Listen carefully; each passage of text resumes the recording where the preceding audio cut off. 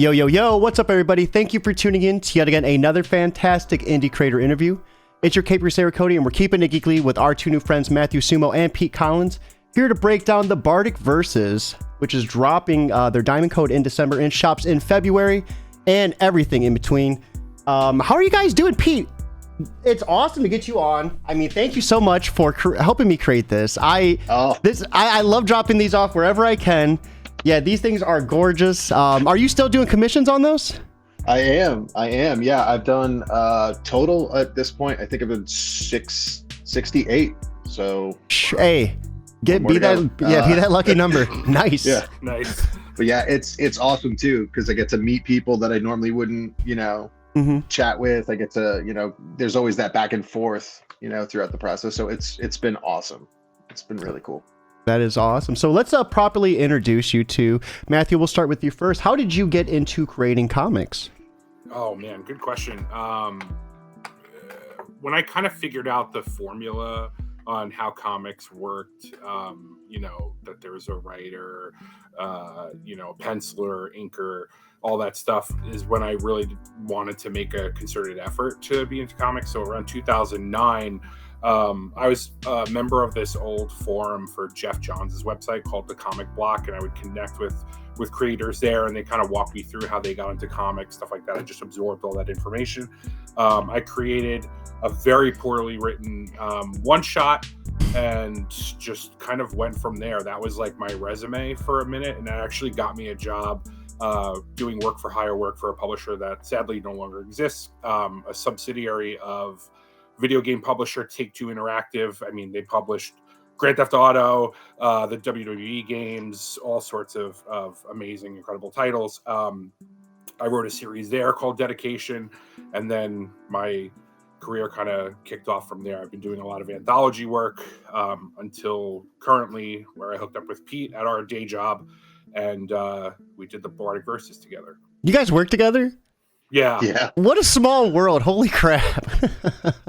That's like every geek's dream, though, I feel, is to write a comic for a game developer. Like that, dude, that had to have been an awesome experience. It was really, really cool. I do have to admit that. We got very close to doing a BioShock comic, which is like one of my favorite video games of all time. But it just sadly wasn't meant to be. I think there was just some clashing with the creatives between the creator, Ken Levine, and my boss, Bill Jemis. But overall, like getting to do the Night of the Living Dead stuff was always was a thrill for me. Getting to play in Romero's universe is really fun, and I got to kind of share my experience with working in a grocery store for a lot of years. And it was really cool. I got to do a lot of fun stuff that I never thought I'd be able to do, and being a part of that was just the best. And obviously, like it's brought me here, right? I've been doing comics ever since. That is awesome. Real quick, and sorry about this, my restream chat was messing up, so I couldn't see the YouTube, so I popped it up on my phone. We have Daniel Colban in chat saying, hey guys, got to catch them all. Yes, dude. I want to start hitting cons so I can start getting more of these cards. I feel like that should be a thing, right? There's like series you do. Like that's, dude, the second I seen one, I had to have one. So Pete, I mean, how did you get into creating comics? Where did it all begin for you? So getting into comics and getting into comics, I guess, are two different things, right? Like, I've been drawing most of my life. My grandparents, I had really cool grandparents who actually owned a hobby shop. They had spinner racks in the 90s, right? Oh, dude. When, we're talking right when Jim Lee X-Men and, all that was popular, McFarlane's Spider-Man. So it was like a really good time for like a middle school kid to inherit leftover comics from his grandparents. So I got into comics then, and it kind of became a bit of an ambition to draw comics, but life takes weird turns sometimes, and it wasn't really until Matt and I connected at our day job where that kind of became a reality. He had mentioned that there was an anthology that he was working on at the time, Kayfabe Volume 2. They were looking for some pinups. That was my first published piece. Since then, it's Matt and I have collaborated on a bunch of different things, different anthologies, the Bardic Verses, some other stuff. But yeah, that's it. Matt's my doorway into the business, and I make sure to keep the door open. Wink, wink. So, when did you guys officially get together to start working on the Bardic Verses? Like, how long has this been in, the production for? This was just in my Facebook timeline, like a month ago, I think. I think we started it about 3 years ago. 3 years ago. It was definitely like right before COVID, I think, is when we really started talking about it. Because we were working on another book that kind of fell by the wayside. But then Pete and I were having like side conversations about bards, because the Witcher Netflix series was like picking up at the time, and the bard in there who, every time I think about it, I forget his name.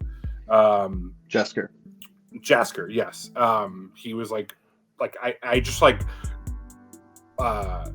was it like instantly attracted to that character, because like he's like the comic relief, like he's like playing funny songs and stuff like that, like. And Pete started to educate me on bard characters, and he kind of brought up the idea of like, what if we did a comic book about a bard, and then we just started spitballing from there. So like during like the height of COVID is really when we were working on it in earnest. But I think right before COVID is when we started talking about it. Yeah, crappy time for the world, but a really good time to sit down and get some work done. Yeah, exactly.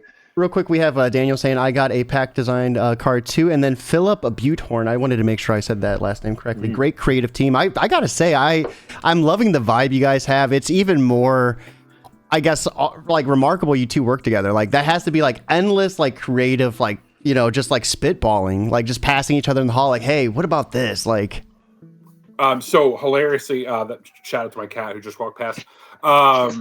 We work in 2 different locations. So I work remotely, but before because I went remote during COVID, obviously, but before that, we still worked in 2 different locations. But I would see drawings that Pete would give to my coworkers at our headquarters.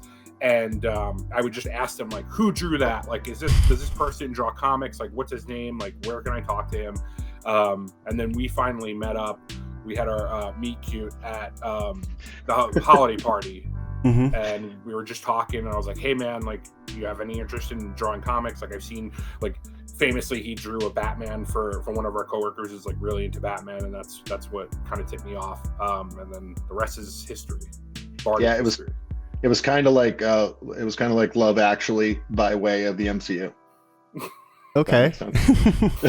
So, I mean, I had the opportunity to read this. I loved everything I read. The Easter eggs, just the amount of Easter eggs in this thing was remarkable. I don't know what's spoiler, what's not. The tribute part, like, I love that so much.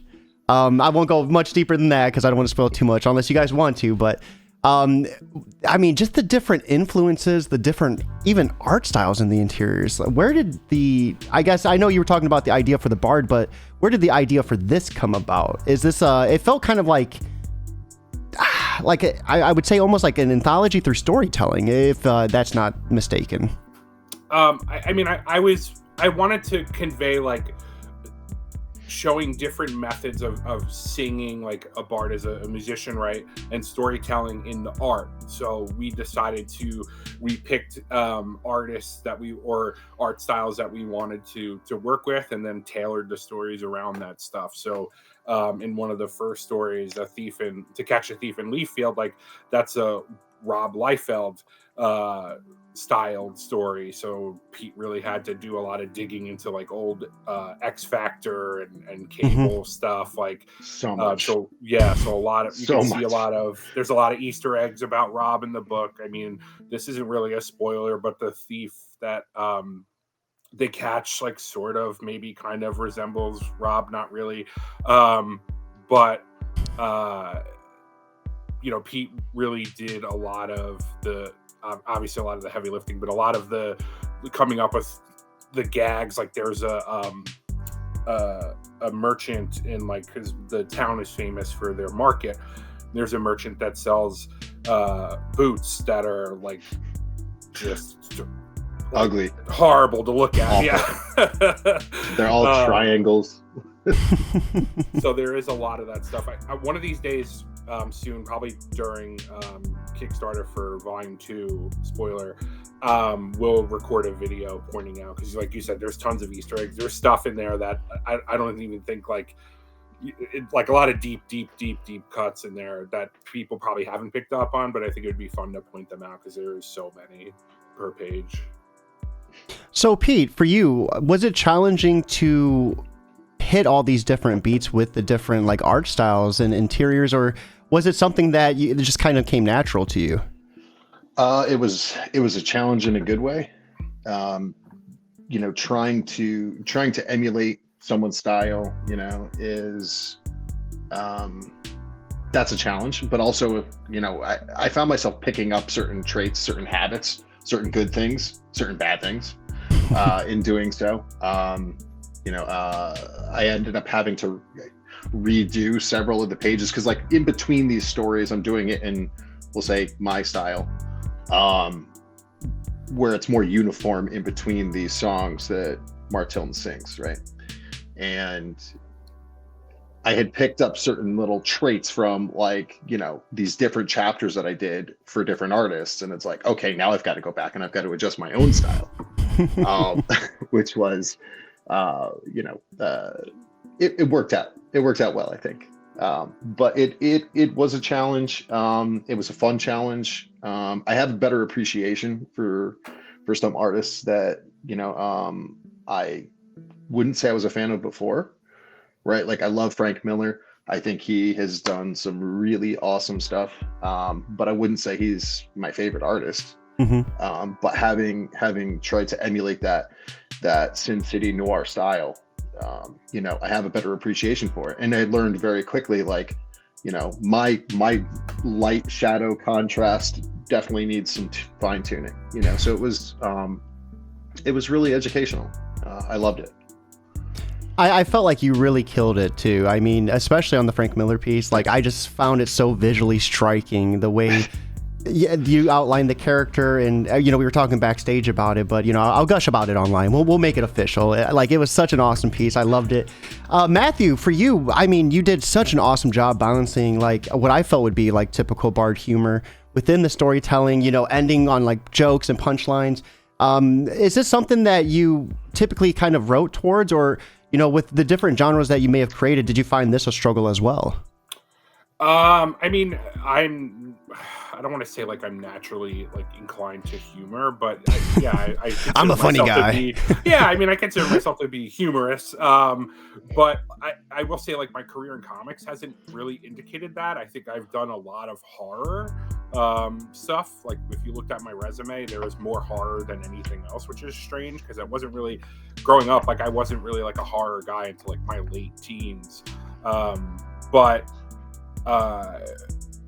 It wasn't really hard for me to do. Like, there is a lot of me in Martiln. Like, it's the book at its core. Yes, it's a lot of homages, a lot of winks at comics and pop culture and all that stuff. But really, like, the core of the story is about Martiln just trying to escape that family legacy, right? His dad was a famous warrior, and he comes from a long line of famous warriors, and he didn't want to do that, right? He wanted to be a storyteller, wanted to be a musician, and just him having to deal with that shadow that just follows him constantly was something I was really interested in. I feel like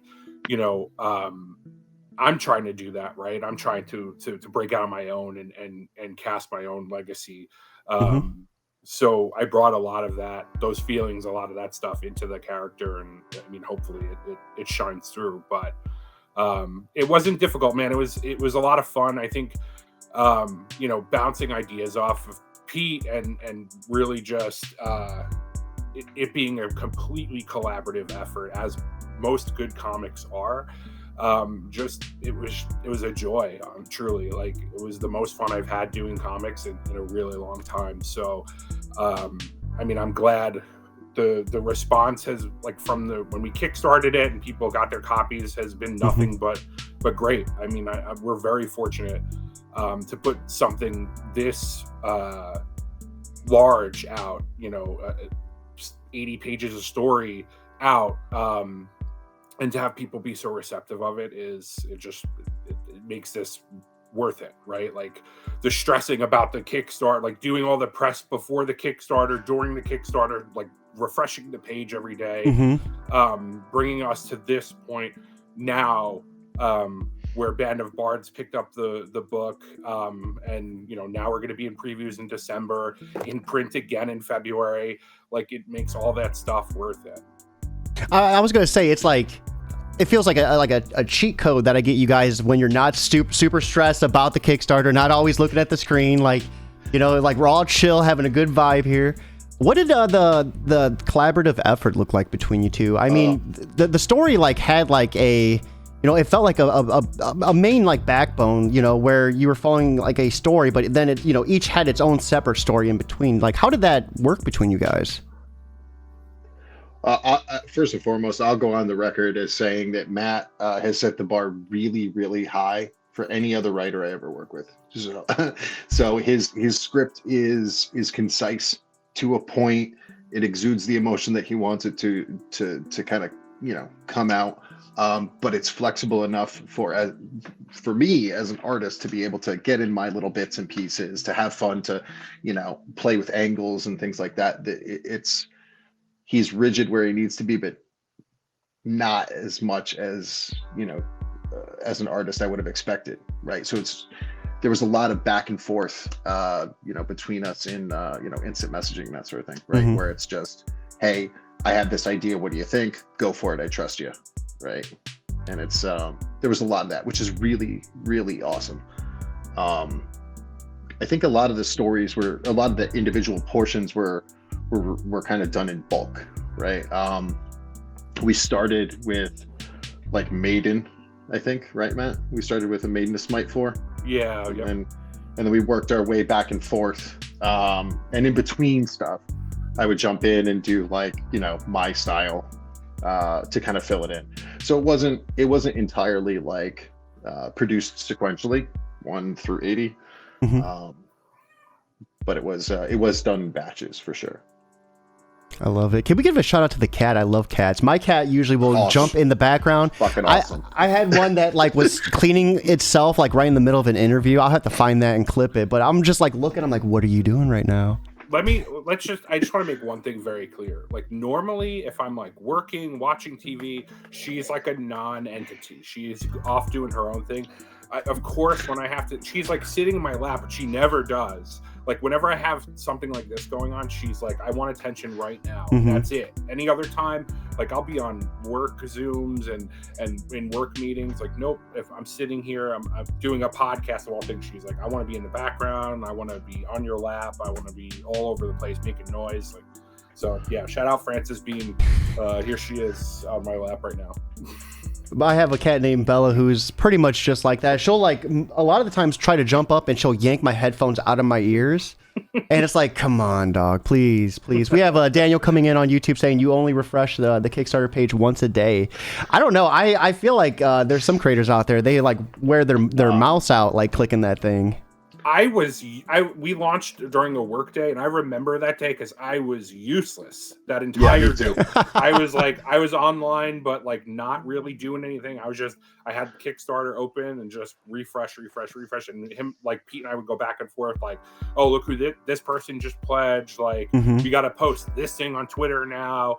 We had like timed posts every day. Like, I don't miss that at all. Like, again, it's a thrill to have that project again be funded, bring us to this point, great. But like the stuff before and during the campaign was like stressful beyond belief. Oh yeah, dude, I remember sitting at my desk and throwing my at office on and telling my boss up front, like, I'm not really here today. I just sitting on my phone. Not now, all Chief. Day. Yeah. So was that your guys' first like Kickstarter? Or I mean, I know, Matt, you said you were on a couple anthologies, so maybe you had previous experience? That was my first that I ran personally. And other than that, like, yeah, I've been on a couple where I was involved as a creator, which, that's the easy stuff. Like sharing links and stuff like that is super easy. I mean, you do stress about it. Like, I think you watch the money coming in like a little bit more when it's, you know, your published work is on the line, but when it's one that you're actually running, it's like a whole different ballgame. Pete, what about for you? Was that I know you said it was stressful, but like just the experience overall? You know, I think I was a little hyper about it at points. Like, oh, we got another backer. Oh, we got another backer. Like Matt doesn't see it every, you know, whatever. But this is the first one I've ever really been a part of. And I've been in a couple other ones since. But bigger anthology type things, right? So this is the not only the first one, but I'd say the one I was obviously most vested in. So congratulations, you two, for getting picked up by Band of Bards. How did that feel for you when you guys got hit with that? Awesome, really awesome. Everyone over there is great. You know, Tim, Chris, Meg, they're all awesome. Really easy to work with, and you can tell that they really care. You know, like their comics doing good, you know, slogan is not, it's not BS. Like, these guys care, which is cool. And I think there's a bright future for the company, you know. And they've definitely got a bunch of good stuff coming out. Congrats to them. They just funded on Kickstarter today, I think, right? Into the Static. Yeah, I believe so. Yeah, so good job for them. And you know, they put out a lot of good books, you know, so I think sky's the limit for them. You know, we did like a little pitch PowerPoint thing and sent it over to them. They were very quick to respond. And, you know, since then it's been a lot of open air communication back and forth. You know, we knew that we were going to have time because of what their solicitation schedule looked like. So like we knew about a year ago, I'd say, right, Matt, that we were. I think it was in January is when we found out that they were. Has it been hard to keep it under wraps? Oh, dude, you have no idea. Oh, I definitely said, I recall like even talking about it right before they announced that they were picking us up, and I was like, I probably shouldn't have said anything, but oh, whoops. But yeah, it was for sure tough.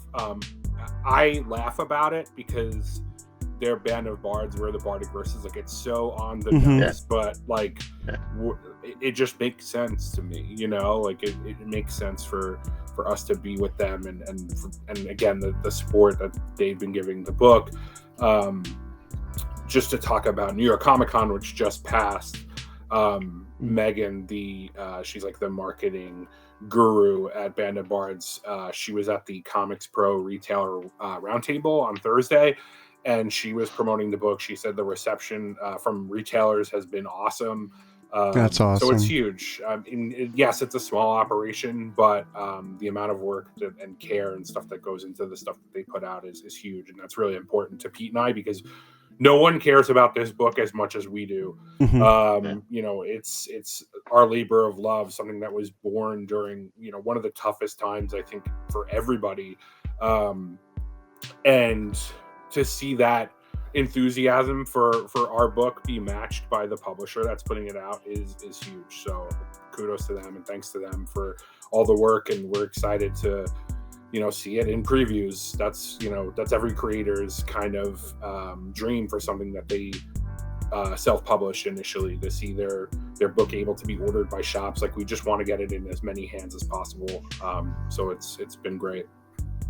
And I mean, it definitely, you know, from me just reading it, I loved it. I loved every page. I thought it was a fun experience. I love the different styles within it. You mentioned a second one. I mean, is this going to kind of follow suit? We don't have to spoil anything that you don't want to, but I mean, is it going to follow kind of a similar like way of storytelling? Yeah, Pete, do you want to talk about what we're thinking for Volume 2? Sure.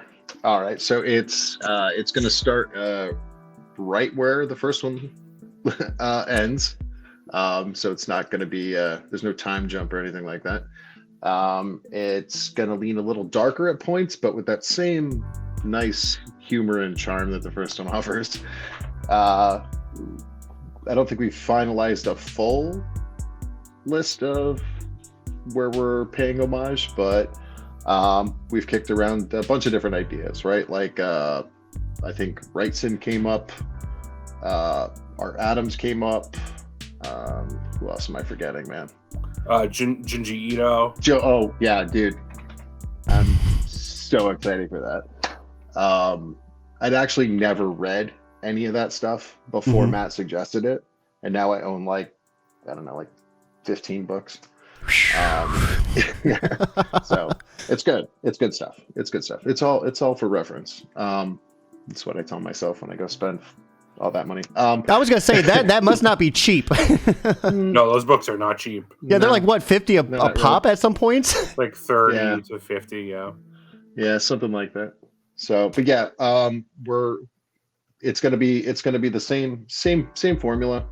But I think also too, the amount of time that we spent on the Bardic Verses to where we are now, right? Like I've picked up a few new tricks. I'm really excited to kind of, this was me opening up and saying, here's what I can do. So I'm really excited to kind of take it up a notch. So. We'd be remiss though to not mention that there is a bridge. So we have volume 1 and we have volume 2, but in the middle is what we're referring to as volume 1.5, which is I wrote a children's book based on the Yellow Goblin Gary. I love it. Gary's Bardacious Adventure. It's just if I could like sum it up in its shortest, it's just about the power of friendship. So that's the art for that is not done by Pete. It was done by our buddy Carlos, who's a brand new dad. We brought him on because he's an artist as well, and I wanted him to be a part of that book specifically because he's a brand new dad. I wanted him to have something that he could pass on to his son. So that's actually going to launch in between 1 and 2, probably within the next couple of months. That's something that we really need to start putting together now that the art is finished.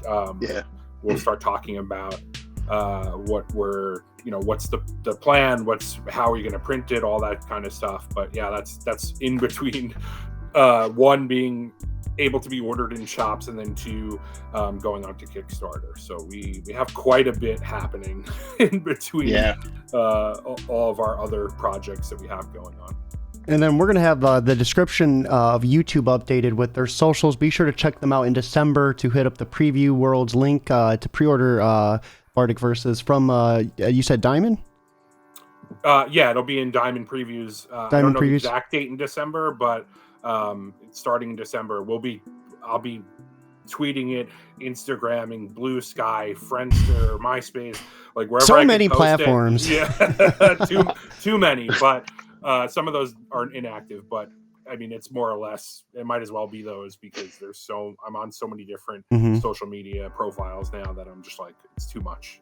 So you guys went to the New York Comic-Con as well, if I'm not mistaken. Let's go ahead and just chat about your experience there. I mean, I'm jealous. I wanted to go so bad. I had to hang out at home, unfortunately. So how was your guys' adventure there? I went Thursday. Took the family. We got in early, which was great. Did like 4 or 5 laps around the showroom floor. Spent most of my money down in Artist Alley, rightfully, because that's where you should spend your money at Comic-Con. Met some people. It was okay. It was okay. I think I called it early though. I think I left at like 3, just because it was by that point. The best word to describe Comic-Con come the afternoon is sweaty, right? Like the air is thick, it's funky, it ain't pleasant. It's pungent to the nostrils. Yeah. I mean, you're getting rubbed down like it's county jail, like it's awful. It's points. So I think we just called it there. But yeah, it was good. I have a better appreciation going to something like Comic-Con now than I did like 5 years ago as somebody who had not published anything, who had not put anything out, who wasn't in the scene, I guess. So it's always cool to go and to see people that you connect with online, that are in the same circles. So that's really all I did. Did you guys see that Charlie Cox was dressed up as Bluey? I saw the pictures. Yeah, That's amazing. It's hilarious because you can really just like for them, especially like you can hide in yeah, nobody knew. I mean, at one point I was walking to get to the show floor when I first got there. Walked right past Jim Lee like it was nothing. Like I've walked past Seth Green before. Just like so if you're not paying attention, and 9 times out of 10 you're not, right? Because it's sensory overload. There's just stuff happening everywhere. There's stuff to look at. You would never know. I think my good pal, incredible artist, Liana Kangas, was telling me that they ran into Karen Gillan in the bathroom and was like gushing about them, which is huge. But that's Comic-Con in a nutshell, right? You could just run into people, and there are people that will cosplay and walk the floor, and you would never know. But I went on Saturday. Saturday's the worst day to go because it's the busiest. Yeah. It was a lot. I went to Robert Wilson IV, who's a comic artist, awesome comic artist. He does a new creators breakfast every Saturday of New York, and I think they're going to be expanding it. I think he might do it in other Reed sponsored shows because Reed sponsored this breakfast, which is cool. But he runs it, so it was me and a bunch of creators at like 8:00 in the morning, just having breakfast and talking shop, like talking about comics. Heather Antos was there. She's an editor for IDW. Just talking, about anything and everything about comics. So I was there early, and then I went from that breakfast to the show floor, ran around to see, friends that I only get to see once a year, right? Because they're only at New York Comic Con, because that's my local show. It's my home show. Ran around, bought a couple of things, grabbed a couple of commissions, and then I called it early too. It was raining that day. Makes it worse. I was running on like 2 hours of sleep, so I was like, I said hi to everybody I wanted to say hi to. I spoke to a couple of editors, dropped off some samples, and I was like, that's it for me. Next year, hopefully, fingers crossed, we'll be in Artist Alley, but they're extremely particular about who they let in one year, who they don't let in the next year. So we'll see what happens. We have Daniel saying, wish I could have gone this year, just wasn't in the cards. And yes, spend most time and money in Artist Alley. I agree. I think I've only been to one con. That was a fantastic con in Toledo. I met Devin R. Scott there. Nice. I just pretty much just hung out in that place. Like it's so addicting, like to be able to talk to the creator, to check out their work, check out their print, just get to know them on a little bit more of a personal level. So real quick, we got to start wrapping things up. For anyone who might be on the fence about pre-ordering the Bardic Verses when it comes into Previews World in December, what would you guys like to say to them to kind of push them over that hump? I'll find you. I'll hunt you. Do it. That's what we call the Taken pitch. Yeah. It's got something for everybody, right?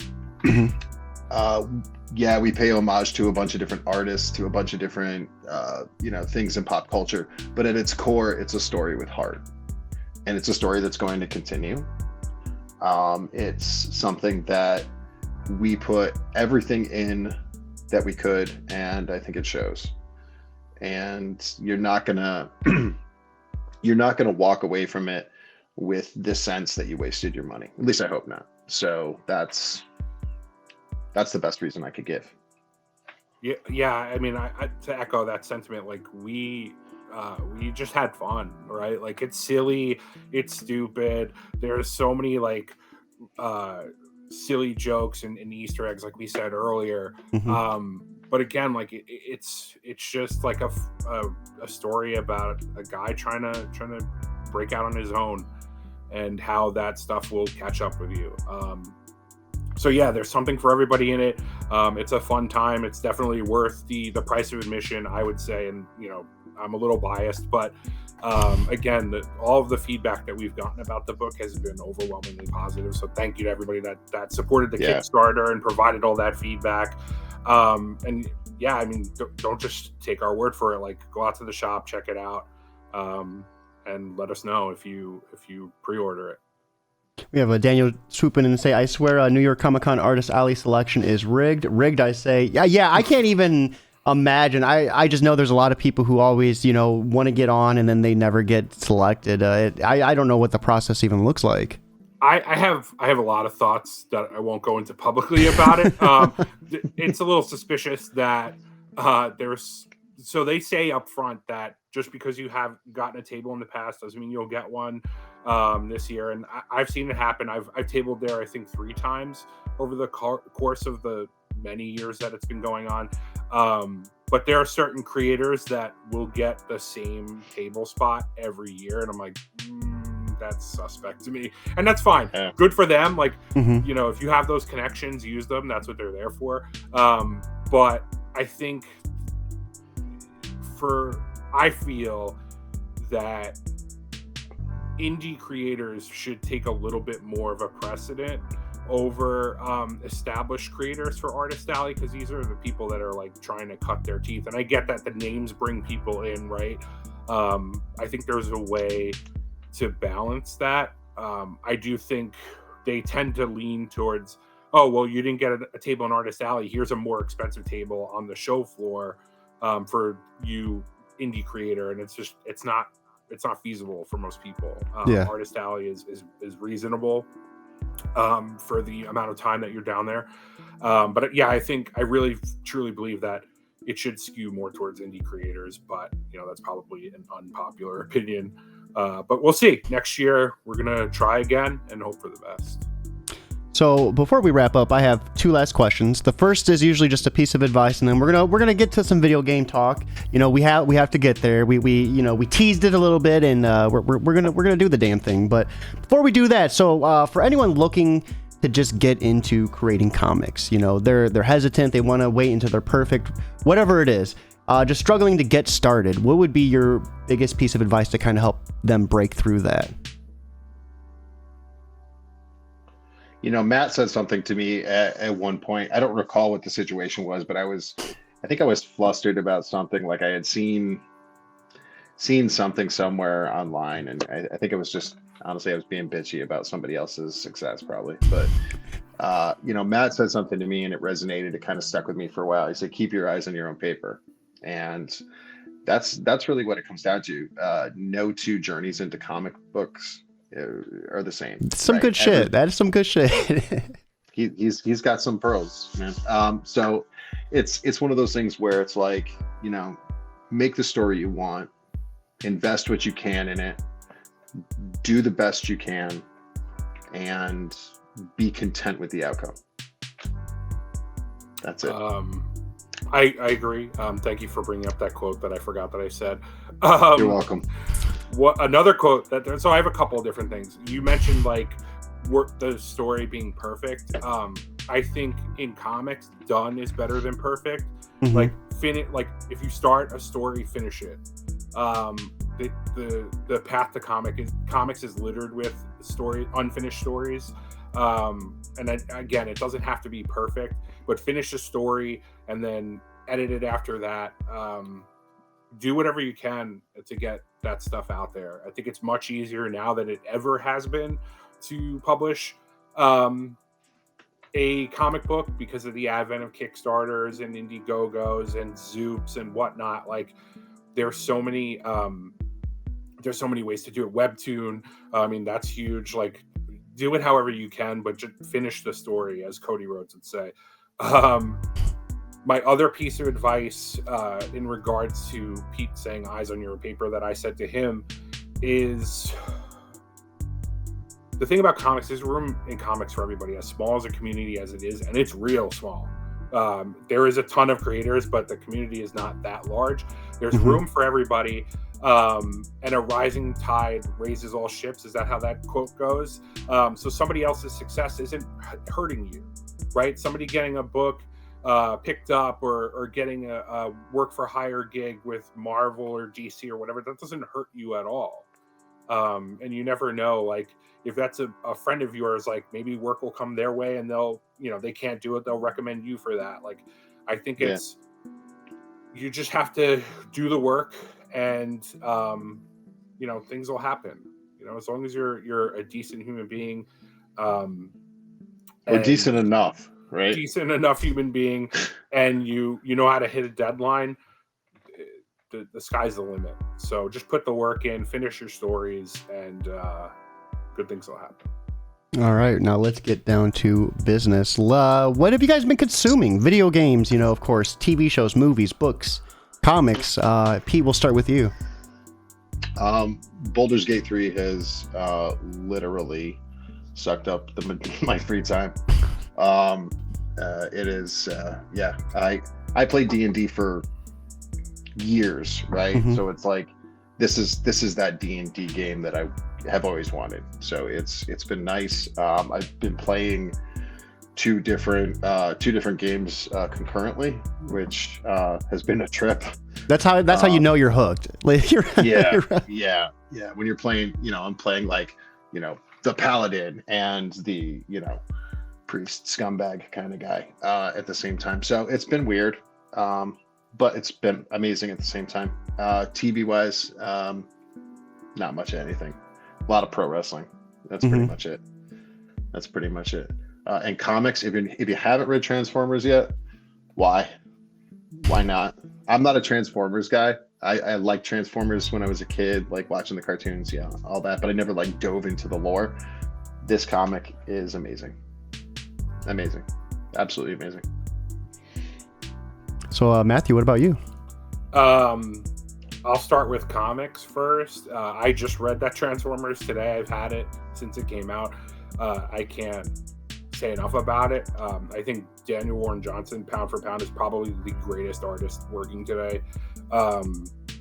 His line work, his ability to convey motion in a panel is incredible.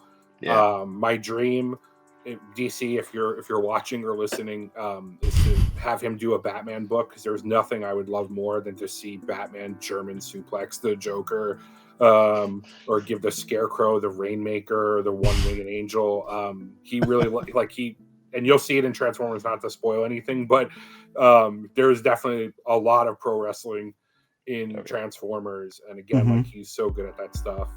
So highly recommend anything that he's done. Do a Powerbomb, Murder Falcon, like all that stuff. Read it, you'll love it. TV wise, I just started Fall of the House of Usher. I'm like a Mike Flanagan head. I think he does incredible work in horror. It's been really good so far. Probably after this, I'll probably sit down and watch a couple more episodes. But I highly recommend that. Video game wise, I finished Starfield, which if you played any of the Bethesda games, it's along the same lines. It's very Fallout, but like a less post-apocalyptic version of Fallout. Same kind of combat, but there's like space combat in there. That was super fun. And then I just started playing the new Assassin's Creed Mirage, which I love all those games with my whole heart. I played every single one since the first one. This one is no different. There's a little bit like the combat's a little less involved than it was in Valhalla. Like it's not as RPG heavy. It's more of like kind of what it was in the beginning in the first Assassin's Creed with Altair. So I highly recommend playing that, and I'm just waiting now for Spider-Man 2 on Friday. Yeah, I cannot wait for that either. I played a couple Assassin's Creeds. I played the Valhalla one. The second one was probably my all-time favorite, though. That one was just, I don't know. Ezio Yes. Auditore de Firenze. Yeah, you collect all the feathers. You get the hammer.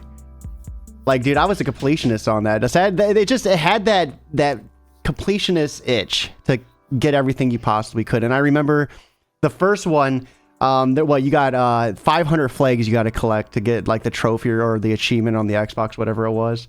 BMD Nerd saying never liked Transformers, just the OG Beast War cartoons. I loved Beast War because I remember that being on in the morning before I go to school. It was like, for whatever reason, like 6 or 7.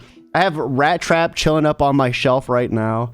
Nice. But I love the cartoons too. I thought the cartoons was always good. I went and tried to revisit the Beast Wars, and it was just, I can't get over the CG. Back then, it was doesn't glorious. hold. Yes, it's so it does funny. not age well. Back then, it was like revolutionary, and you go back down, you're like, woof, this is hard to watch. Same thing with like, I don't know if you ever seen Reboot. Reboot kind of is animation that it does not hold up at all, but just still like for its day, like so good. I remember watching that as a kid, and then him getting sucked into the whatever and coming out like a full-grown man. I was just like, Toonami was like crazy. Dragon Ball Z, Reboot, all of that, dude. Yeah, that was the jam. So it is time for us to wrap up, guys. Be sure to hit up their social media links in December to get that pre-order link. Pre-order this and stay frosty for them dropping the Kickstarter for Volume 2. You said that's going to be next year? Yeah, likely next year.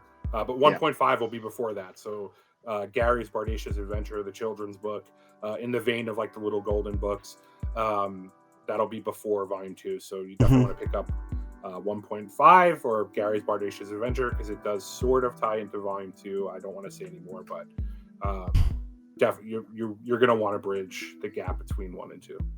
So stay tuned, hit up their social media links. We're going to have those in the description so you can give them a follow. Thank you all for watching. I hope you all have a fantastic Sunday, but most importantly, guys, keep it geekly.